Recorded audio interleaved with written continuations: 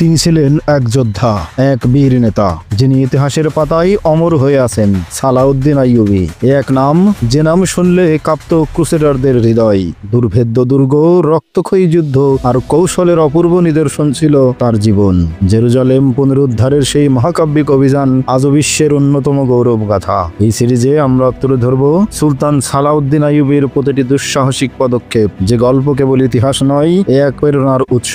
আসুন ফিরে যাই সেই সময়ের স্রোতে, জেনে নেই সেই মহান বীর যোদ্ধার জীবন গাথা। ফেইথ অ্যান্ড ফ্যাক্টস এর আয়োজনে সালাউদ্দিন আইয়ুবীর দুঃসাহসিক অভিযানের আজকের পর্বে আপনাকে স্বাগতম। সুলতান সালাউদ্দিন আইয়ুবী আররিস্তানে অবস্থিত সম্রাট রিমান্ডের রসদবাহী ক্যাম্পে আক্রমণ চালিয়ে তাদেরকে ছিন্ন ভিন্ন করে দেন। ইতিপূর্বে হলবের অবরোধ উঠিয়ে নেওয়া হয়েছিল। সুলতান সালাউদ্দিন আইয়ুবী সেই গুরুত্বপূর্ণ শহরকে আরেকবার অবরোধ করার পরিকল্পনা করলেন। পরদিন ভোরে কমান্ডো গ্রুপের কমান্ডার সুলতান আইয়ুবীকে গত রাতের আক্রমণের রিপোর্ট দিচ্ছিল। তখন তাঁবুতে প্রবেশ করল এক প্রহরী। সালাম দিয়ে সুলতানকে বলল, কায়রো থেকে একজন ফৌজি অফিসার এসেছেন, গুরুত্বপূর্ণ সংবাদ নিয়ে এসেছেন তিনি। অবিলম্বে আপনার সাথে সাক্ষাৎ করার অনুমতি চাচ্ছেন। কি নাম তার? সুলতান সালাউদ্দিন আইয়ুবী জিজ্ঞেস করলেন। প্রহরী অফিসারের নাম বলতেই সুলতান সালাউদ্দিন আইয়ুবী দ্রুত উঠে দাঁড়ালেন এবং ত্রস্ত পায়ে বাইরে যেতে যেতে বললেন, কই সে? সীমার বাইরে দাঁড়িয়েছিল অফিসার। সুলতানকে দেখেই সে সালাম দিল। সুলতান বললেন, কি খবর আরমান? তুমি কি সংবাদ নিয়ে এসেছো? সব কিছু ভালো তো? খবর খুবই গুরুত্বপূর্ণ। আরমান বলল, আল্লাহ পাক আমাদের হেফাজত করুন। আলী বিন সুফিয়ান এই চিঠি দিয়েছেন আপনার জন্য। সুলতান দ্রুত হাত বাড়িয়ে চিঠি নিলেন এবং কমান্ডারকে নিয়ে ভিতরে গেলেন। চিঠি পড়া শেষ করে সুলতান গভীর চিন্তায় নিমগ্ন হয়ে গেলেন। এখনও জানা যায়নি সুদানি সৈন্যরা মিশরের কোথায় আত্মগোপন করে আছে? সুলতান সালাউদ্দিন আইয়ুবী জিজ্ঞেস করলেন। তদন্ত এবং অনুসন্ধানের জন্য চারিদিকে সৈন্য পাঠানো হয়েছে। সীমান্তবর্তী পাহাড়ি অঞ্চলেও সৈন্য প্রেরণ করা হয়েছে। আলীকিন্দির বেগমের ভাষ্যমতে নীলনদ পার হয়ে হাবশি সৈন্যরা দুর্গম পাহাড়ি অঞ্চলেই তাদের ঘাঁটি বানিয়েছে বলে মনে হয়। কমান্ডার উত্তর দিল, আমার আশঙ্কা ছিল আমার অনুপস্থিতিতে কোনো না কোনো একটা বিশৃঙ্খলা ঘটবেই। সুলতান আইয়ুবী বললেন, তকিউদ্দিনকে বলবে সে যেন ভীত না হয়, কায়রোর প্রতিরক্ষা ব্যবস্থা যেন আরও শক্তিশালী করে। সামান্য বিরতি নিয়ে তিনি আবার বললেন, শুধু প্রতিরক্ষামূলক প্রস্তুতি এর জন্য যথেষ্ট নয়। তাকে বলবে সুদক্ষ একদল সৈন্যবাহিনী নিজের কাছে রেখে বাকি সেনা সদস্যদের যেন পাল্টা আক্রমণ করার জন্য পৃথক করে ফেলে। তারা শহরেই থাকবে এবং আক্রান্ত হলে প্রতিরোধ এবং প্রতি আক্রমণ করবে। এরা যেন বেশি নড়াচড়া না করে এবং শহরের মধ্যে যুদ্ধের প্রস্তুতি জাহির না করে, যেন শত্রুরা মনে করে আমাদের ফৌজ অপ্রস্তুত এবং তারা আক্রমণ করলে সহজেই শহর দখল করতে পারবে। শহরের বাইরে সেনা ছাউনিতে সৈন্য প্রস্তুত রাখবে। শত্রুদের দেখতে পেলে আক্রমণ করবে তাদের। কিছুতেই ওদের শহর অবরোধ করার সুযোগ দেবে না। অবরোধ করার আগেই পাল্টা আক্রমণ করে বিতাড়িত করবে। সবচেয়ে ভালো হয় শত্রুদের আড্ডা খুঁজে পেলে। যদি শত্রুদের আড্ডার সন্ধান পাও, তবে অল্প সৈন্য নিয়ে কমান্ডো আক্রমণের মাধ্যমে ওদের ধ্বংস করে দেবে। সীমান্তে সৈন্য সংখ্যা বাড়াতে বলবে, যাতে শত্রু সৈন্য পালাতে এবং প্রবেশ করতে না পারে। আমি ভেবে পাচ্ছি না এত সৈন্য সীমান্তে সশস্ত্র পাহারায় থাকতেও কেমন করে সুদানি সৈন্যরা মিশরের অভ্যন্তরে প্রবেশ করল। কোনো না কোনো সীমান্ত ফাঁড়িতে ত্রুটি এবং অবহেলা আছে, নইলে এমন হওয়া সম্ভব নয়। আলীকে বলবে সে যেন এই ফাঁক খুঁজে বের করতে চেষ্টা করে। আল্লাহ তোমাদের সফলতা দান করুক। আর একটি কথা, শত্রু সৈন্যরা খাদ্য এবং সাহায্য ছাড়া যুদ্ধ করতে পারবে না। সীমান্তকে কঠোরভাবে সিল করে রাখবে। ব্যাপকভাবে যুদ্ধ বেঁধে গেলে যুদ্ধ দীর্ঘায়িত করবে, তাতে শত্রুরা ক্ষুধায় মারা যাবে। খাদ্য এমন এক অস্ত্র যার সাথে অন্য কোনো অস্ত্রের তুলনাই হয় না। অধিক সৈন্যের সাথে অধিক সৈন্য নিয়ে সামনাসামনি যুদ্ধ করা মোটেই উচিত হবে না। আমার ধারণা ছিল না আলীকিন্দি আমাদের সাথে বিশ্বাসঘাতকতা করবে, তবুও আমি আশ্চর্য হচ্ছি না। বিশ্বাসঘাতকতা এবং বেইমানি করতে কোনো সময় লাগে না। ক্ষমতা এবং নেতৃত্বের লোভ এমন এক সাপ, যেই সাপের ছোবল খেলে মুহূর্তেই মানুষ ঈমান হারা হয়ে যায়। ন্যায় অন্যায় বোধ নিঃশেষ হয়ে সেখানে জন্ম নেয় প্রবল স্বার্থপরতা। এই লোভ বড় ভয়ঙ্কর জিনিস। এই সাপ ততক্ষণ মানুষকে দংশন করতে পারে না যতক্ষণ কোরআনের আলোকে আলোকিত থাকে কারোর হৃদয়। যখন মানুষ কোরআনকে বন্ধ করে নিজের বুদ্ধি বিবেক অনুযায়ী চলতে চাই, তখন এমনও হাজারো ভ্রান্তির সাপ সবল হানে তার মগজে। সবচেয়ে আফসোসের বিষয় কি জানো? কেউ একবার লোভের কবলে পড়ে বেঈমান হয়ে গেলে কোরআনের খোলা পৃষ্ঠাও তাকে হিদায়েত দান করে না। সে তখন কোরআন হাতে নিয়েও ইসলামের অগ্রযাত্রার বিরুদ্ধে দাঁড়িয়ে যেতে পারে। এসব গাদ্দাররা কোরআন হাতে নিয়ে যখন মানুষকে প্রভাবিত করে, তখন আল্লাহর ভয়ে, পরকালের ভয়ে তাদের হৃদয় কাঁপে না। আলীকিন্দির জন্য আমার বড় আফসোস হচ্ছে।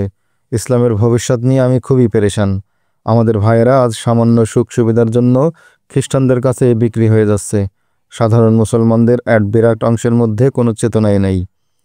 তারা নামাজ পড়ে, রোজা করে, অথচ এদিকে যে ইসলামের 12টা বেজে যাচ্ছে সেই খেয়ালই নেই তাদের।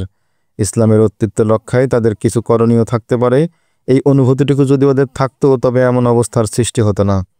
অন্যদিকে আছে ইসলামের মুখোশধারীদের দল। তারা রাতভর গাছের গোড়া কাটে, দিনভর পানি ঢালে সেই গাছের গোড়ায়। একদিকে ইসলামের 12টা বাজানোর জন্য শত্রুর কৃণক হয়ে কাজ করে, অন্যদিকে ভাব দেখায় তারা ইসলামের খুব ভক্ত। লোক দেখানো হাজি হয়, মাজারে সিজদা দিয়ে পড়ে থাকে, আর সমস্ত অনৈতিক এবং অপকর্মের নেতৃত্ব দিয়ে সমাজে সৃষ্টি করে ফিতনা ফাসাদ। আজ আমাদেরকে লড়াই করতে হচ্ছে আমাদের ভাইদের বিরুদ্ধে। শত্রুর বিরুদ্ধে লড়াই করা সহজ, কিন্তু এই ফিতনার বিরুদ্ধে লড়াই করা সত্যিই খুব কঠিন কাজ। খ্রিস্টানদের বিরুদ্ধে ডাক দিলে সমাজের প্রতিটি সচেতন মানুষ সেই ডাকে সাড়া দেবে, কিন্তু আলীকিন্দির বিরুদ্ধে যখন লড়াই করবে তখন ডাক দিলে দেখবে কিছু মুসলমানের সমর্থন সেও পাবে, কারণ সে তো আর কাফের নয়। কিন্তু তার এই বিদ্রোহ যে ইসলামের ধ্বংস এবং বিনাশ ডেকে আনছে সেই কথা অনেকেই বুঝতে পারবে না। আমাদের নেতা এবং সর্দার সুলতান নুরউদ্দিন জঙ্গি এই দুনিয়া থেকে বিদায় হয়ে গেছেন। আমিও শীঘ্রই দুনিয়া থেকে বিদায় নেব। তারপর কি হবে?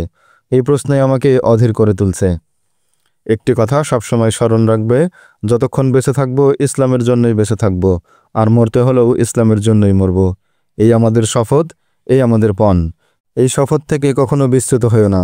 নিয়মিত সব সংবাদ আমাকে পৌঁছে দিও। আল্লাহ তোমাদের সহায় হন। আলীর পাঠানো সামরিক অফিসার সুলতানের উপদেশ এবং নির্দেশ নিয়ে বিদায় হলেন। মিশরের সৈন্যরা ক্ষুদ্র ক্ষুদ্র দলে বিভক্ত হয়ে চারিদিকে ছড়িয়ে পড়েছিল। তারা হন্য হয়ে খুঁজে ফিরছিল শত্রুদের আড্ডা। তারা যখন কায়রোর আশেপাশে শত্রুদের খুঁজে ফিরছিল, সেই সময় তাদের সীমান্ত ফাঁড়ির কমান্ডার শত্রুদের হাতে বন্দী। তার সঙ্গে বন্দী জোহরা নামের একটি মেয়ে। কয়েকদিন ধরে কমান্ডার নিখোঁজ। সহকারী কমান্ডার চিন্তায় পড়ে গেল। পাশের ফাঁড়ি এবং আশেপাশে খোঁজখবর করে কোনো হদিশই পেল না। এভাবে কাউকে কিছু না বলে কমান্ডারের উধাও হয়ে যাওয়া কোনো সাধারণ ঘটনা নয়। সহকারী কমান্ডার দ্রুত এক সিপাহীকে এই খবর দিয়ে কায়রো পাঠিয়ে দিল। কাসেদ কায়রো গিয়ে জানালো আমাদের ফাঁড়ির কমান্ডার কয়েকদিন যাবৎ নিখোঁজ রয়েছেন। সে আরও জানালো কিছুদিন আগে আমাদের ফাঁড়িতে নাচ গানের আসর বসেছিল। এক নর্তকী কমান্ডারের তাঁবুতে রাত কাটাই। তারপর পাশের ফাঁড়িতেও তার নাচ গানের আসর বসাই। সেখানে মেহমান হিসেবে গিয়েছিল আমাদের কমান্ডার। এরপর 2 রাত সেই নর্তকী আমাদের কমান্ডারের এখানে আসে। সেই নর্তকীর সাথে এক রাতে কমান্ডার বেরিয়ে যায়, কিন্তু আর ফিরে আসেনি। কয়েকদিন হয়ে গেল কমান্ডারের কোনো খোঁজ খবর না পেয়ে সহকারী কমান্ডার আমাকে এই খবর দিয়ে আপনাদের কাছে পাঠিয়ে দিয়েছে। এই সংবাদে সবার সন্দেহ হলো নিশ্চয়ই কমান্ডার শত্রুদের সাথে হাত মিলিয়েছে, আর তারই সাহায্যে শত্রুরা মিশরে প্রবেশ করার সুযোগ পেয়েছে।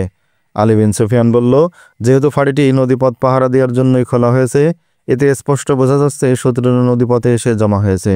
সিদ্ধান্ত হলো কোনো এক দূরদর্শী এবং চালাক কমান্ডারকে সেখানে পাঠানো হবে। তার সাথে যাবে একটি রক্ষী দল। ওরাই এখানকার সীমান্ত পাহারার দায়িত্ব পালন করবে। কমান্ডার এবং জোহরাকে হাফসিদের ধর্মীয় নেতার হাতে তুলে দেওয়া হয়েছিল। কার্যত তারা বন্দী থাকলেও ধর্মীয় নেতা তাদের সাথে খুব সদয় ব্যবহার করছিল। হাফসিদের ব্যবহারে তারা যে বন্দী তা বোঝা যাচ্ছিল না। তাদেরকে পাখির রং বেরঙের পালকে সাজানো পোশাক পরতে দেওয়া হলো। ফুল এবং পালং দিয়ে সাজানো হলো তাদের কামরাটি। উন্নত মানের খাবার পরিবেশন করা হলো তাদের। হাফসিদের নেতা তাদের সামনে সিজদায় পড়ে গিয়ে বিড়বিড় করে মন্ত্র পাঠ করত। সাধারণ হাফসিদের কোনো সুযোগ ছিল না তাদের সামনে আসার। একদিন তাদেরকে গাছের ডালপাতা দিয়ে বানানো পালকিতে করে নদীতে গোসল করতে নিয়ে গেল। দুজনই জানতো কেন তাদের এত আদর যত্ন করা হচ্ছে, কিন্তু কবে তাদের বলি দেওয়া হবে এটা তাদের জানা ছিল না। রাতে যখন তারা নির্জন কামরায় ঘুমিয়ে থাকতো, তখনও বাইরে 8-10 জন হাফসি পাহারায় থাকতো সেই কামরার। কমান্ডার রাতে উঠে বাইরে তাকিয়ে দেখতো পালানোর কোনো সুযোগ আছে কিনা, কিন্তু যতবারই সে বাড়িয়ে তাকিয়েছে ততবারই একরাশ হতাশা তার সব আশা আকাঙ্ক্ষা গুড়িয়ে দিয়েছে। পালানোর সুযোগ বা সম্ভাবনা মোটেই ছিল না সেখানে। এক রাতে হাফসিদের 2 জন ধর্মীয় নেতা কামরায় প্রবেশ করল। কমান্ডার এবং জোহরা দুজনই তখন গভীর ঘুমে বিভোর। তাদেরকে ঘুম থেকে জাগানো হলো। তারা বুঝতে পারল তাদের মৃত্যুর সময় ঘনিয়ে এসেছে। ধর্মীয় নেতারা তাদের সামনে সিজদায় পড়ে গেল। সিজদা থেকে উঠে তাদেরকে বাইরে নিয়ে গেল। বাইরে 2টো সুসজ্জিত পালকি রাখা। ধর্মীয় নেতারা এক পালকিতে কমান্ডার, অপর পালকিতে জোহরাকে বসিয়ে দিল। 4 বেহারার পালকি। কমান্ডার এবং জোহরা পালকিতে চড়ে বসতেই বেহারারা কাঁধে তুলে নিল পালকি। চলতে শুরু করলো তারা। আগে আগে যাচ্ছে 2 ধর্মীয় নেতা, পেছনে 2 পালকি। পালকির বেহারার গুনগুন করে গান গাচ্ছিল। প্রতিটি পালকির পেছনেই বর্ষা হাতে চলেছে 2 জন করে হাফসি প্রহরী। কমান্ডার এবং জোহরা একদম নীরব, সুবোধ বালকের মতো ধর্মীয় নেতাদের নির্দেশ মেনে চলেছে। পাহাড়ি এলাকা থেকে বের হয়ে পালকি যাচ্ছিল নদীর দিকে। কমান্ডার দেখলো আকাশের চাঁদ পশ্চিম দিগন্তে হেলে পড়েছে। বুঝলো অর্ধেকের বেশি রাত পার হয়ে গেছে। নদীর পাড়ে গিয়ে বেহারারা পালকি নামালো। ধর্মীয় নেতা পালকি থেকে কমান্ডার এবং জোহরাকে নামিয়ে তাদের পোশাক পাল্টাতে ব্যস্ত হয়ে পড়ল। সবাইকে নির্দেশ দিল, পোশাক পাল্টাবার সময় কেউ ওদের দিকে তাকাবে না। চাঁদের আলোয় কমান্ডার দেখল বর্ষাধারী দুই রক্ষী এবং পালকির হাবশি বেহারারা তাদের দিকে পিছন ফিরে পাশাপাশি দাঁড়িয়ে আছে। ধর্মীয় নেতার নির্দেশ অক্ষরে অক্ষরে পালন করছে তারা। এই সুযোগ কমান্ডার বাঘের মতো লাফিয়ে চোখের পলকে এক হাবশির বর্ষা করে নিয়ে সেই বর্ষা তার বুকে বিদ্ধ করল। তারপর মুহূর্তেই তা টেনে বের করে আঘাত করল পাশের বর্ষাধারীকে। মুহূর্তের মধ্যে দুই প্রহরী ঢলে পড়ল মৃত্যুর কোলে। এরপর কমান্ডার জোহরার রক্ষীদের একজনকে লক্ষ্য করে ছুড়ে মারল বর্ষা। সঙ্গে সঙ্গে চিৎকার করে উঠল, জোহরা পালাও। ঘটনা এত আকস্মিক এবং অভাবিত ছিল যে কেউ এরকম পরিস্থিতির জন্য প্রস্তুত ছিল না। কমান্ডারের আচরণ ছিল খুবই স্বাভাবিক। হাবশিরা ধারণাও করতে পারেনি সে এমন মারমুখী হয়ে যাবে। তাই তারা কিছু বুঝে ওঠার আগেই সে 3 জন প্রহরীকে ধরাশায়ী করে অন্য একটি বর্ষা কুড়িয়ে নিতে গেল। একজন দক্ষ সৈনিক এবং কমান্ডারের দক্ষতা, ক্ষিপ্রতা, সাহসিকতা এবং বুদ্ধির দীপ্তি প্রকাশ পাচ্ছিল তার প্রতিটি নড়াচড়াই। কমান্ডারের চিৎকার শুনে জোহরা ঘুরে দাঁড়িয়েছিল তার দিকে, কিন্তু সাথে সাথেই ঘুরে দাঁড়িয়েছিল অন্য সবাই। বর্ষাধারী বর্ষা উঁচিয়ে ছুটে গেল কমান্ডারকে আঘাত করতে। জোহরা তার পাশে পড়ে যাওয়া প্রহরীর বর্ষা তুলে নিয়ে ছুটল প্রহরীর পেছনে। কমান্ডার বর্ষা উঠিয়ে দেখতে পেল ওদের। সে হাতের বর্ষা দিয়ে ঠেকিয়ে দিল প্রহরীর আঘাত। প্রহরী দ্বিতীয়বার আঘাত করার সুযোগ পেল না। জোহরার হাতের বর্ষা প্রহরীর পিঠ দিয়ে ঢুকে বুক দিয়ে বেরিয়ে গেল। কমান্ডার বলল, সাবাস জোহরা, সাবাস। বর্ষা হাতে তোমাকে এক মহীয়সী যোদ্ধার মতোই লাগছে। যদি ওরা মাত্র 2 জন এবং প্রতিপক্ষের এখনও 10 জন জীবিত, কিন্তু ওই 10 জনই নিরস্ত্র। অস্ত্রধারী 4 প্রহরীর করুণ মৃত্যুর বিভীষিকা তাদের চোখে মুখে। ধর্মগুরু 2 জন চিৎকার দিয়ে বলল, দেবতার দোহাই, ওদের পালাতে দিও না, ধরো ওদের, ধরো। কিন্তু ওই চিৎকার পর্যন্তই। তারা নিজেরাও এগিয়ে এলো না, আর তাদের ডাকে সাড়া দিয়ে বেহারারাও এগিয়ে এলো না। একদিকে খালি হাতে হতভম্ব হয়ে দাঁড়িয়ে থাকা 10 জন নিরস্ত্র মানুষ, অন্যদিকে বর্ষা উঁচিয়ে বেপরোয়া ভঙ্গিতে দাঁড়িয়ে থাকা একজন পুরুষ এবং একজন নারী। কেউ কারো দিকে এগিয়ে গেল না। নিরাপদ দূরত্বে 2 দলই পরস্পরের দিকে তাকিয়ে দাঁড়িয়ে রইল। কয়েকটি মুহূর্ত নিস্তব্ধতার সাথে পার হয়ে গেল ঘটনাবিহীন। হঠাৎ হাবশিদের 2 ধর্মীয় নেতা পিছন ফিরে দে ছুট। পড়িমরি করে পালাতে লাগলো ওরা। তাদের দেখা দেখে ছুটল বেহারারাও। কমান্ডার তাদের বেশি দূর পর্যন্ত যেতে দিল না। বর্ষা হাতে ছুটল তাদের পেছনে। জোহরাও দৌড় দিল তাদের দেখা দেখি। 2 জন ধর্মীয় নেতায় নিহত হলো। মারা গেল বেহারাদের 2 জন। বাকিরা নদীর পাড়ে জঙ্গলের ভেতর লুকিয়ে পড়ল। অনেক খোঁজাখুঁজি করেও তাদের আর পাওয়া গেল না। কমান্ডার দ্রুত জোহরাকে নিয়ে ছুটল তাদের ফাঁড়ির দিকে।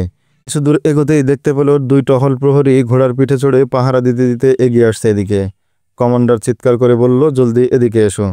প্রহরীরা কমান্ডারের ডাক চিনতে পারল। দ্রুত ছুটে এলে ওরা। কমান্ডার ওদেরকে বলল, তোমাদের ঘোড়া আমাদের দাও, আমরা এখান থেকেই কাউরে রওনা হয়ে যাব। তোমরা 2 জন ফাঁড়িতে গিয়ে নতুন ঘোড়া নিয়ে এসো। কেউ আমাদের খোঁজ করলে বলবে তোমরা আমাদের দেখোনি। প্রহরী বলল, এই কয়দিন কোথায় ছিলেন আপনারা? এদিকে আমরা আপনাদের খুঁজে বেহুশ। এসব কথা পরে শোনো, এখন ফাঁড়িতে ফিরে যাও। প্রহরী 2 জন পায়ে হেঁটে রওনা দিল ক্যাম্পের দিকে। কমান্ডার এবং জোহরা আলাদা আলাদা ঘোড়ার পিঠে চড়ে বসল।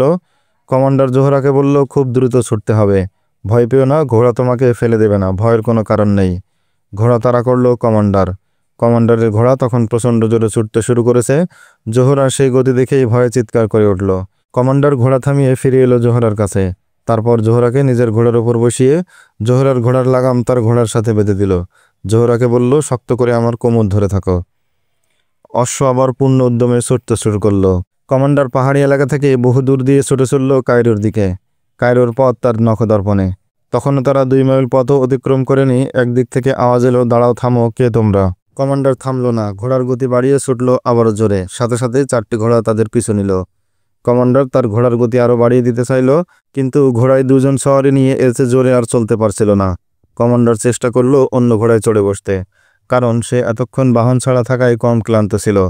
কিন্তু জোহরাকে নিয়ে অন্য ঘোড়ার পিঠে যাওয়াও সম্ভব ছিল না। চাঁদ মাথার উপর থেকে আরও হেলে পড়েছে। চাঁদের সেই ম্লান আলোতেও বহুদূর পর্যন্ত স্পষ্ট দেখা যাচ্ছিল। 4টি ঘোড়া তাদের খুব কাছাকাছি চলে এলো। 2টি তীর ছুটে এলো কমান্ডারের পাশ কেটে। সাথে সাথে আওয়াজ হলো, যদি না থামো তো তীর তোমার মগজে ঢুকে যাবে। কমান্ডারের মাথায় তখন একটাই ভাবনা, যদি থামি তবে মৃত্যু অবধারিত। এই লোকেরা নিশ্চয়ই আমাদের হাবশিদের হাতে তুলে দেবে। হাবশিরা আমাদের হাতে পেলে আজ রাতেই বলি দিয়ে দেবে ওদের দেবতার সামনে। সুতরাং ধরা দেওয়ার চাইতে পালানোই উত্তম। তাদের কিছুটা হলেও বাঁচার সম্ভাবনা থাকতে পারে। সে ঘোড়া ডানে বাঁয়ে ঘুরিয়ে চালাতে লাগলো যাতে তীর লক্ষ্যচ্যুত হয়, কিন্তু এটা ছিল তার মস্ত বড় ভুল। ধাওয়াকারীরা এর ফলে দ্রুত তাদের দূরত্ব কমিয়ে আনতে সক্ষম হলো। শেষে তারা এতটাই কাছে এসে পড়ল যে কমান্ডার এবং জোহরা তাদের ঘেরাওয়ের মধ্যে পড়ে গেল। কমান্ডারের গায়ে তখনও বিভিন্ন রঙের পাখির পালকের বিচিত্র পোশাক, জোহরারও তাই। ঘেরাওকারীরা ওদের এই বিচিত্র পোশাক দেখে অবাক হলো। ও যে মিশরীয় বাহিনীর এক কমান্ডার পোশাক দেখে তা বোঝার কোনো উপায় ছিল না। পরে কমান্ডারকে চিনতে পারল না ওরা। একজন জিজ্ঞেস করলো, তোমরা কে? অপরজন বলল, কি জিজ্ঞেস করছো? দেখছো না এরা সুদানি, কেমন অদ্ভুত পোশাক পরে আছে? তাদের কথাই ভুল ভাঙল কমান্ডারের। সে হেসে বলল, বন্ধুগণ, আমি তোমাদের বাহিনীর এক কমান্ডার। তারপর সে জোহরার পরিচয় দিল এবং সমস্ত ঘটনা ওদের খুলে বলল। এই চারজন মিশরীয় শত্রু সেনাদের খুঁজে বেড়াচ্ছিল। সুদানি সৈন্যরা কোথায় লুকিয়ে আছে এবং তাদের আস্তানা কোথায় তা খুঁজে বের করার জন্য যেসব দল চারিদিকে ছড়িয়ে পড়েছিল তাদেরই একটা দল এরা। তারা কমান্ডার এবং জোহরাকে সঙ্গে নিয়ে কায়রোর দিকে যাত্রা করল। দীর্ঘ রাস্তা অতিক্রম করে পরের দিন তারা কায়রো গিয়ে পৌঁছল। প্রথমেই তাদেরকে নিয়ে যাওয়া হলো আলী বিন সুফিয়ানের কাছে। আলী কমান্ডারের কাছ থেকে পুরো কাহিনী শুনে ওদের নিয়ে গেল সুলতান তকিউদ্দিনের কাছে। তকিউদ্দিনকে তারা জানালো প্রায় 10,000 সুদানি হাবশি সৈন্য আবু সাম্বালের দুর্গম পার্বত্য অঞ্চলে লুকিয়ে আছে। তাদের নেতৃত্ব দিচ্ছে সেনাপতি আলীকিন্দি। তকিউদ্দিন সঙ্গে সঙ্গে সেনাবাহিনীর একটি দলকে সেখানে অভিযান চালানোর নির্দেশ দিলেন। সুলতান আইবের যুদ্ধ পদ্ধতি অনুযায়ী প্রথমে অশ্বারোহী বাহিনীকে রাখা হলো। এই বাহিনীতে সৈন্য সংখ্যা কম। তাদের দুই পাশে এবং পিছনে রাখা হলো আরও 3টি দলকে। এদের পেছনে রাখা হলো মূল ফোর্স। সবার পেছনে সংরক্ষিত রিজার্ভ বাহিনী। তাদের জানা ছিল আবু সাম্বালের পাহাড়ি এলাকাটা বেশ বিস্তৃত। এলাকাটা কেবল দুর্গম নয়, অঞ্চলটা বেশ দুর্ভেদ্য। যাত্রার সময় তকিউদ্দিন সেনাবাহিনীকে বললেন, কেল্লা অবরোধের মতো তোমরা পুরো এলাকা ঘেরাও করে ফেলবে। সঙ্গে কমান্ডো বাহিনী দিয়ে রওনা হচ্ছে আমি। পাহাড়ের উপর ওরাই উঠবে। কমান্ডো বাহিনীকে নিজের কমান্ডে নিয়ে আলীকিন্দিকে সাহায্য করার জন্য রওনা হয়ে গেল সুলতান তকিউদ্দিন। ভোর পর্যন্ত ভয়ের জঙ্গলে লুকানো 6 বেহারার কেউ আর নড়াচড়া করার সাহস পায়নি। যখন ভোর হলো, জঙ্গল থেকে বের হয়ে ছুটল পাহাড়ের দিকে। ওখানে পৌঁছে সোজা গিয়ে ঢুকলো আলীকিন্দির কামরায়। হাঁপাতে হাঁপাতে বলল সব ঘটনা। আলীকিন্দি সঙ্গে সঙ্গে সুদানি এবং খ্রিস্টান উপদেষ্টাদের খবর দিল তার কামরায় আসার জন্য। সব শুনে খ্রিস্টান উপদেষ্টারা বলল হাবশিদের কাছ থেকে এই খবর গোপন রাখতে হবে। তারপর উপদেষ্টাদের নিয়ে আলীকিন্দি চলল ঘটনাস্থলে। সঙ্গে নিল সেই 6 বেহারাকে। নদীর পাড়ে পৌঁছল ক্ষুদ্র দলটি। 2 ধর্মীয় নেতা, 4 জন প্রহরী এবং 2 বেহারার লাশ পড়েছিল সেখানে। সবাই লাশের দিকে তাকিয়ে আছে। এক বেহারা বলল, কমান্ডার যে এমন বাঘের মতো ঝাঁপিয়ে পড়বে আমাদের উপর, আমরা কেউ তা ভাবতেও পারিনি। কমান্ডার? কোন কমান্ডার? আলীকিন্দি বিস্মিত হয়ে জিজ্ঞেস করল। যাকে বলি দেওয়ার জন্য আনা হয়েছিল সে ওই পাশের সেনা ক্যাম্পের কমান্ডার। নর্তকী সহ তাকেই তো ধরেছিল আমাদের লোকেরা। এখন সে কোথায়? আমাদের প্রহরীদের হাত থেকে বর্ষা কেড়ে নিয়ে 8 জন লোককে হত্যা করে মেয়েটিকে নিয়ে পালিয়ে গেছে। ভীষণ চমকে উঠল আলীকিন্দি। বলল, বলো কি? সে তো আমাকে দেখে ফেলেছে।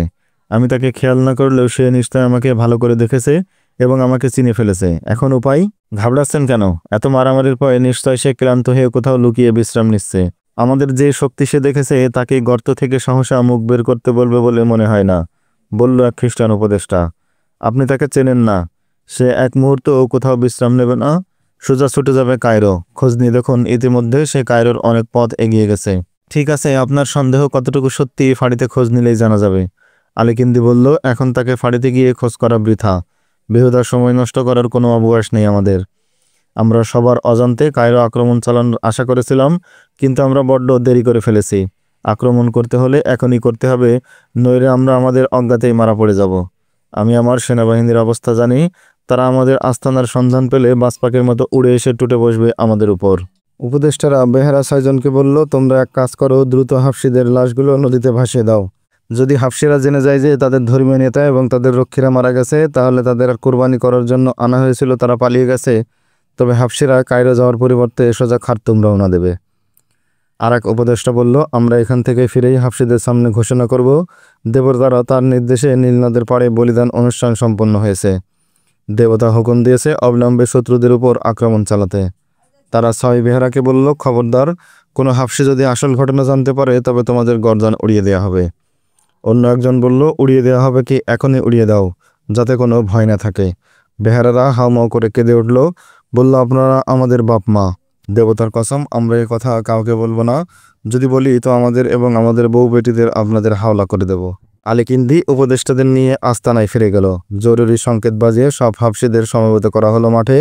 তাদের সামনে দাঁড়িয়ে আলীকিন্দি ঘোষণা করল, দেবতার ইচ্ছামতো কাল রাতে একজন পুরুষ এবং একটি নারীকে নীল নদের পাড়ে বলি দেওয়া হয়েছে। দেবতারা সন্তুষ্ট হয়ে আজই আমাদেরকে যুদ্ধযাত্রা করার নির্দেশ দিয়েছে। তোমাদেরকে 1 ঘন্টা সময় দেওয়া হলো। যারা দেখতে চাও নদীর পাড়ে গিয়ে দেখে আসতে পারো দেবতারা বলি গ্রহণ করেছে কিনা। ওখান থেকে ফিরেই তোমরা যার যার হাতিয়ার নিয়ে নিজ নিজ দলে সামিল হয়ে যাবে যুদ্ধে রওনা হওয়ার জন্য। হাবশীরা ছুটল নদীর দিকে। নদীর পাড়ে গিয়ে দেখল ছড়িয়ে ছিটিয়ে থাকা রক্ত। একপাশে পড়ে আছে 2টো পালকি। একজন সেই রক্তের দিকে ইশারা করে ঘোষণা করল, এই সেই মনোনীত পুরুষ এবং নারী রক্ত যাদেরকে এখানে গত রাতে বলি দেওয়া হয়েছিল। হাবশীরা সন্তুষ্ট চিত্তে ফিরে এলো আস্তানায়। রিপোর্ট করল যার যার কমান্ডারের কাছে গিয়ে। হাবশী সৈন্যদের সংখ্যানুপাতে ভাগ করে ফেলা হলো। তীরন্দাজরা পৃথক হয়ে গেল তাদের দলে। বর্ষাধারীরা সমবেত হলো বর্ষাধারীদের ওখানে। যুদ্ধের পরিকল্পনা অনুযায়ী তাদেরকে সাজানো শেষ হলে হাবশীদের নিয়ে পাহাড়ি এলাকা থেকে বের হয়ে এলো আলীকিন্দি। হাবশীদের নিয়ে ছুটে চলল কায়রোর দিকে। হাবশীরা যুদ্ধের গান গাইতে গাইতে অগ্রসর হচ্ছিল। 10,000 নিগ্রোর বিশাল কাফেলা বীর দর্ভে এগিয়ে চলেছে মরুভূমির ধূলিঝল তুড়ে। রাত হয়ে গেল। এক স্থানে ক্যাম্প করে বিশ্রাম নিল ওরা। পরদিন সকালেই আবার শুরু হলো ওদের যুদ্ধযাত্রা। পাহাড়ি অঞ্চল অনেক পিছনে পড়ে রইল। এগিয়ে চলল কাফেলা। দিনভর পথ চলল ক্লান্তিহীনভাবে। সূর্য অস্ত গেল। কায়রো এখনও অনেক দূর। আরও একটি রাত পথেই কাটাতে হবে তাদের। হাবশী সৈন্যদের ক্যাম্প করতে বলা হলো। তারা খেয়ে দিয়ে মরুভূমিতে ছড়িয়ে ছিটিয়ে নির্বিঘ্নে ঘুমিয়ে পড়ল। মধ্যরাতের পর হাবশীরা ঘুমিয়েছিল। মিশরের কমান্ডো বাহিনী অতর্কিতে ঝাঁপিয়ে পড়ল ওদের উপর। মরুভূমিতে ছড়িয়ে ছিটিয়ে শুয়ে থাকা সুদানি হাবশী সৈন্যরা কিছু টের পাওয়ার আগেই একদিক থেকে কমান্ডো অশ্বারোহী বাহিনীর একটি দল মারমার কাটকাট করে ঝড়ের বেগে এগিয়ে গেল ওদের উপর দিয়ে। বহু হাবশী সৈন্য তাদের ঘোড়ার পদতলে পিষে মারা গেল। হাবশীদের মাঝে মহা হুলুস্থুলুস পড়ে গেল। আহতদের আত্মচিৎকারে ভারী হয়ে উঠল মরুভূমির বাতাস। কোথা দিয়ে কি হয়ে গেল কিছুই বুঝতে পারল না তারা। মাত্র কয়েক মিনিটের একটি ঝড়, তারপর সব শুনশান। কোথাও কোনো বাহিনীর ছায়াও দেখা যাচ্ছে না। সম্বিত ফিরে পেয়ে সৈন্যরা আহতদের ব্যান্ডেজ বাঁচতে লেগে গেল। বাকিরা এখানে ওখানে দাঁড়িয়ে কোত্থেকে এই আকস্মিক ঝড় এলো তাই নিয়ে শঙ্কিত চিত্তে জটলা করতে লাগলো। এই সময় হঠাৎ অন্য পাশ থেকে বয়ে গেল আরও একটি ঝড়। প্রচণ্ড গতিতে কমান্ডো আক্রমণ চালানো হলো ওদের ওপর। অশ্ব পদতলে পিষ্ট হওয়া ছাড়াও বর্ষা এবং তলোয়ারের আঘাতে ধরাশায়ী হলো অসংখ্য হাবশী সেনা। 10,000 হাবশীর বিশাল বাহিনীর এক পাশ দিয়ে ঢুকে অন্য পাশ দিকে বেরিয়ে গেল মিশরীয় বাহিনী। মুহূর্তে হারিয়ে গেল দৃষ্টির আড়ালে। আলীকিন্দি দ্রুত অবশিষ্ট ফৌজকে সংগঠিত করে প্রস্তুত হয়ে গেল পরবর্তী হামলা মোকাবেলার জন্য। সুদানি কমান্ডার এবং খ্রিস্টান উপদেষ্টারা বলল, এই গেরিলা আক্রমণ বলে দিচ্ছে আমাদের প্রতিটি নড়াচড়া মিশরীয় বাহিনী প্রত্যক্ষ করছে। আলীকিন্দি বলল, সুলতান সালাউদ্দিন আইয়ুবীর এ এক বিশেষ ধরনের যুদ্ধ। এখন আমরা সামনেও অগ্রসর হতে পারবো না, পিছতেও পারবো না। যেদিকে কদম ওঠাবো সেদিকেই বিপদের পাহাড় ভেঙে পড়বে। তোমরা এখন যতই চেষ্টা করো মিশরের সেনাবাহিনীর সাথে মুক্তর মরুভূমিতে যুদ্ধ করে টিকতে পারবে না। এমনকি তোমরা এখন অক্ষত অবস্থায়ও পালাতে পারবে না। আমাদের সমস্ত পরিকল্পনা বানচাল হয়ে গেছে। কায়রোবাসী শুধু সজাগই হয়নি, তারা তাদের সেনাবাহিনীও পাঠিয়ে দিয়েছে। এখন বাঁচার কোনো পথ নেই। তবে পিছিয়ে গিয়ে এই পাহাড়ে আড়াই নিয়ে যদি সেখান থেকে যুদ্ধ করতে পারো তাহলে হয়তো কিছুটা রক্ষা পাওয়ার সম্ভাবনা আছে। কেন, আমরা কি মিশরীয় সৈন্যদের মরুভূমিতে খুঁজে খুঁজে বের করে মারতে পারবো না? এক সুদানি কমান্ডার বলল। আলীকিন্দি বলল, আমি মিশর সেনাবাহিনীর সেনাপতি। তোমরা আমার চেয়ে বেশি জানো না এই সৈন্যদের সাথে কেমন কৌশলে লড়তে হবে। পরদিন ভোরবেলা হাবশী সৈন্যরা দেখল তাদের চারপাশে ছড়িয়ে ছিটিয়ে আছে সহযোদ্ধাদের অসংখ্য লাশ। সেই সব লাশের কোনো সৎকার না করে আলীকিন্দির হুকুমে হাবশী সেনাদল যুদ্ধক্ষেত্র থেকে ফিরে চলল। পেছনে খোলা মরুভূমিতে পড়ে রইল বন্ধুদের লাশগুলো। আলীকিন্দি ঠিকই বলেছিল, ওদের প্রতিটি নড়াচড়া মিশরীয় সৈন্যরা চোখের সামনে দেখতে পাচ্ছিল। মিশর বাহিনীর লক্ষ্য ছিল আলীকিন্দির গতিবিধির উপর। হাবশী সৈন্যদের পিছতে দেখে তকিউদ্দিন তাৎক্ষণিকভাবে বুঝে নিলেন আলীকিন্দি পাহাড়ি এলাকায় অবস্থান নিয়ে যুদ্ধ করার প্ল্যান করছে। তিনি কাল বিলম্ব না করে সঙ্গে সঙ্গে অশ্বারোহীদের একটি দলকে পাহাড়ি এলাকায় পাঠিয়ে দিলেন। তাদের পিছন পিছন পাঠালেন তীরন্দাজ এবং পদাতিক বাহিনীকে। তিনি অসংখ্য দক্ষ সেনাদের নিজের কাছে রেখে তাদের নিয়ে হাবশী বাহিনীকে অনুসরণ করে বহুদূর দিয়ে পাশাপাশি চলতে লাগলেন। রাস্তাতেই রাত হয়ে গেল। হাবশীরা রাতে এক স্থানে ক্যাম্প করে রাত কাটানোর ব্যবস্থা নিল। আজ আর ওরা অরক্ষিত অবস্থায় ঘুমোতে গেল না। হাবশীদের একটি সেনাদলকে সজাগ রাখা হলো। তারা সবাই দক্ষ তীরন্দাজ। তারা তীর ধনুক নিয়ে সম্ভাব্য হামলা মোকাবেলার জন্য প্রস্তুত হয়ে বসে রইল। রাতে মিশরীয় কমান্ডাররা হামলা করল। বেপরোয়া তীর চালাতে লাগলো হাবশী তীরন্দাজরা। এতটা প্রতিরোধ আশা করেনি কমান্ডো বাহিনী। ফলে বহু অশ্বারোহী কমান্ডো আহত এবং শহীদ হয়ে গেল। এই হামলায় মিশরীয়দের ভীষণ ক্ষতি হলো ঠিকই, কিন্তু হাফসিদের মনোবল একেবারেই ভেঙে গেল। যুদ্ধ করার সাহস এবং শক্তি দুটোই হারিয়ে ফেলল ওরা। যেখানে তাদের প্রত্যাশা ছিল অতর্কিত হামলা চালিয়ে ওলা কায়রো দখল করে নেবে, সেখানে পথেই এই ঝটিকা হামলায় নাস্তানাবুদ হওয়ার ঘটনা ছিল সম্পূর্ণ অপ্রত্যাশিত। তাছাড়া এরা কেউ গেরিলা যোদ্ধা ছিল না। নিয়মিত লড়াই এবং সম্মুখ যুদ্ধের ট্রেনিং দিয়ে কমান্ডোদের মোকাবেলা করতে গিয়ে ওরা নতুন অভিজ্ঞতার সম্মুখীন হচ্ছিল। এই অভিজ্ঞতা ছিল তাদের চিন্তা এবং ধারণার অতীত। শত্রু সেনাদের তারা দেখতেই পায় না, অথচ তারা ধ্বংসের তাণ্ডব লীলা চালিয়ে মুহূর্তে আবার অদৃশ্য হয়ে যায়। হাফসিরা মিশরীয় বাহিনীর এই লড়াই পদ্ধতি এবং সাথীদের অসংখ্য লাশের স্মৃতি নিয়ে যখন পাহাড়ি এলাকায় এসে পৌঁছলো, সূর্য ডুবে যেতে তখনও বেশ বাকি। তারা পাহাড়ি অঞ্চলে প্রবেশ করল। আলীকিন্দি এই বাহিনীকে এক জায়গায় জড়ো না রেখে পাহাড়ের উপরে নিচে এবং পাদদেশে মোতায়েন করে দিল। হুকুম পাওয়া মাত্র সৈন্যরা নিজ নিজ অবস্থানে পজিশন নিতে শুরু করল। মাত্র অর্ধেক সৈন্য পাহাড়ের উপর চড়েছে। তাদের উপর থেকে তীর বর্ষণ শুরু হলো। মিশরের ক্ষিপ্ত গতির সৈন্যদল আগেই সেখানে গিয়ে পজিশন নিয়ে বসেছিল। ওরা তীরের আওতায় আসতেই শুরু করলো তীর বর্ষণ। হাফসি সৈন্যরা চিৎকার এবং শোরগোল করে পাহাড়ের আড়ালে পালালো। তারপর সেখান থেকেই তারা পাল্টা জবাব দিতে ছুটতে লাগলো তীর। হাফসিদের অর্ধেক সৈন্য তখনও যুদ্ধের আওতার বাইরে, তাদেরকে পিছনে সরে যেতে বলা হলো। আলীকিন্দি যুদ্ধরত সৈন্যদের পাহাড়ের উপরে উঠে উপর থেকে তীর চালাতে নির্দেশ দিল, কিন্তু যতবার ওরা উপরে ওঠার চেষ্টা করলো ততবারই তকিউদ্দিনের সৈন্যদের তীর বৃষ্টির সম্মুখীন হয়ে পিছু হটতে বাধ্য হলো। তকিউদ্দিন তার তীরন্দাজদের বললেন, ওদের যখন উপরে ওঠার এতই শখ, আবার যখন চেষ্টা করবে তখন তাদের একটু সুযোগ দিও।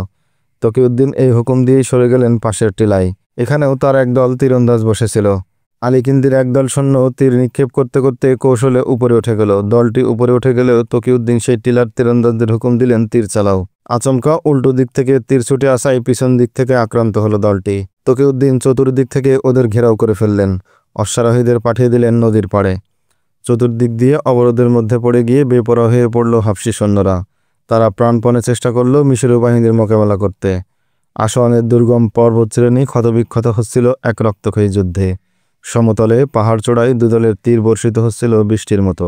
এবার ময়দানে নেমে এলো অশ্বারোহী বাহিনী। পাহাড়ের পাদদেশে যুদ্ধের নতুন ময়দান তৈরি করলো অশ্বারোহীরা। তারা একে অন্যের উপর ঝাঁপিয়ে পড়ল বাঁধভাঙা জোয়ারের মতো। এই রক্তক্ষয়ী যুদ্ধ দেখতে দেখতে পশ্চিম আকাশের রক্তিম সূর্য একসময় হারিয়ে গেল অন্ধকারের অতলে। সময়ের স্রোত বেয়ে নেমে এলো রাত।